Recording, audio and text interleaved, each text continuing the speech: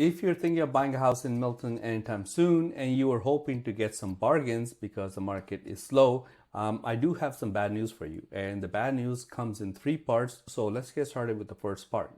But if you do need to buy or sell for family reasons, regardless of what's happening in the market, you can call or text me at that number. But that's not why you're here. Let's start off with bad news number one, prices. Unfortunately, even when you compare to last year, which was an extremely slow year, I think it was the third slowest year in the last 25 years.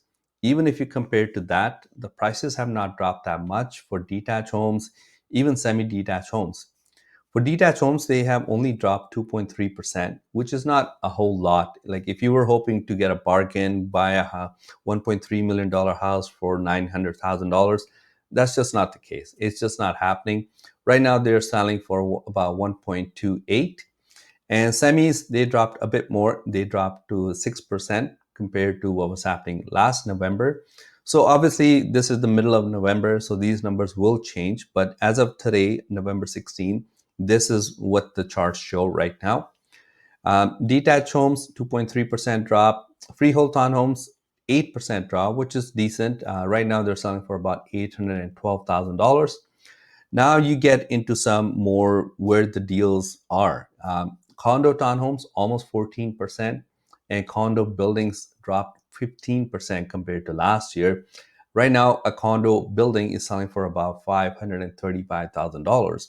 So if by fluke you happen to be looking for a condo building, yeah, you're going to do all right. Not just in Milton, pretty much all across the GTA, that's where the best deals are. Now the bad news continues for Milton homebuyers, which is that not much has changed compared to last year. Last year we had 163 homes sell, and this year's 169.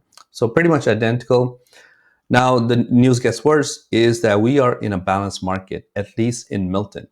Last year we were at 48% sales to new listings ratio, which means that, for example, if 100 new listings came on the market, 48% of them sold in that month. The rest got added to the inventory for next month. This is the same as this year. 48% last year, 48% this year. So it's a write-off. And months of supply, same thing, only 3 months of supply. In some of the other cities, I've seen like as high as 6 months, 7 months, 8 months. Now, if you break it down by type of house, let's see what is actually in demand, what is not in demand. So sales to new listings ratio, for anything to be considered a buyer's market, it would have to drop below 40%. And the only one that's doing that right now are condo buildings in Milton, which is not that low. It's still at 38%, which is borderline a balanced market. And everything else is, even detached homes are 45% new listings selling in that month. Freehold townhomes, the highest at 52%, which is once again not great news if you were hoping to get some bargains in Milton. It's just not the case right now. And even when you look at months of supply is pretty tight for townhouses. 3 months for condo townhouses, freeholds also 3 months.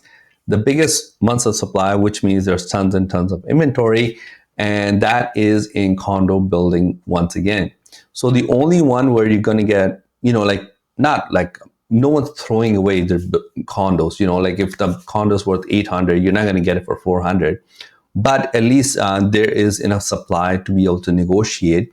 So the only one that you might get better deals at in November right now, November, December, is probably going to be condo buildings. And that's not the case just in Milton. That's pretty much all across the board. If you want me to do a market update for Burlington and Halton Hills, I did one for Oakville. I'll do one again at the end of the month. Feel free to drop me a comment. And you can call or text me at that number, like I said before, if you do want to buy or sell in this market. And I'll see you next time. Thanks. Bye.